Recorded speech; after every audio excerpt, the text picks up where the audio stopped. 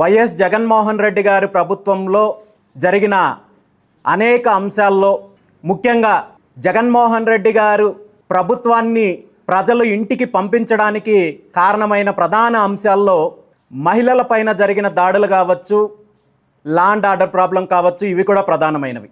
మేము అధికారంలోకి వస్తే law and order problem control చేస్తాము, మహిళలకు రక్షణ కల్పిస్తామని చెప్పి ప్రగల్భాలు పలికిన చంద్రబాబు నాయుడు గారు తీరా అధికారంలోకి వచ్చిన తర్వాత సుమారు గత 20 నెలల నుండి తీసుకుంటే ఈ రాష్ట్రంలో ప్రతిరోజు ఏదో ఒక రకంగా మహిళలపైన, చిన్నపిల్లలపైన దాడులు జరుగుతున్నాయి, అరాచకాలు జరుగుతున్నాయి, అత్యాచారాలు జరుగుతున్నాయి.